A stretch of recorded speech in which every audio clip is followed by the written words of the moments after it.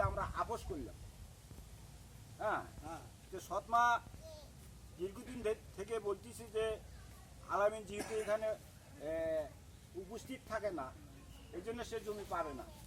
তো মহিলা মানুষ এই সব কথা বলছে, বলার কারণে সৎমা এবং সৎ ছেলের সাথে একটা অনেকদিন ধরে শত্রুতা পোষণ করতে আসতেছি। যে আমরা এখন মৃত্যু হাসেন আলী 2022 সালের আগেই মারা যায়। তার জীবদ্দশায় জীবিত থাকা অবস্থায় হাসেন আলীর প্রথম স্ত্রী মারা গেলে ওই হাসেন আলী দ্বিতীয় বিবাহ করে, বুলবুলি বেগমকে দ্বিতীয় বিবাহ করে। বিবাহ করার পরে সে জীবিত অবস্থায় তার দ্বিতীয় স্ত্রীকে 25 শতক জমি হেবার ঘোষণা করে এবং প্রথম সন্তান আলামিনকে 7 শতাংশ জমি বিক্রি করে এবং দান করে। দুটো যাই হোক, দান অথবা বিক্রি একই জিনিস।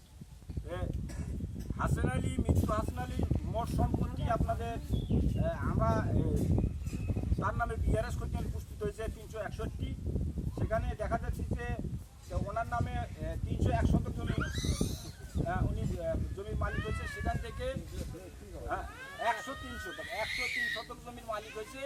সেখান থেকে তার দ্বিতীয় স্ত্রীকে 25 শতক জমি হেবাদান করে, আর প্রথম সন্তান আলামিনকে 7 শতক জমি দেয়। আর অন্য ব্যক্তি ইনামুলের কাছে 11 শতাংশ বিক্রি করার পরে 21 শতক 60 শতাংশ জমি অবশিষ্ট থাকে।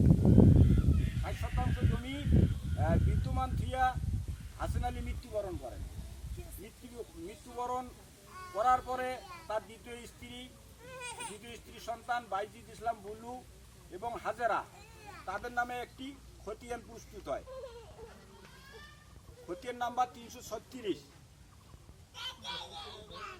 হাজেরা বেগম, হাজেরা খাতুন, বুলবুলি বেগম, বুলু মিয়া, তাদের নামে 64 শতক জমি খারিজ হয়।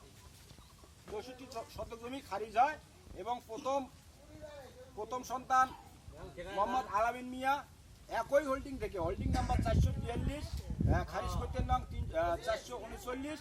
আলামিন পিতার ওয়ারিশ সূত্রে জমি পায় 21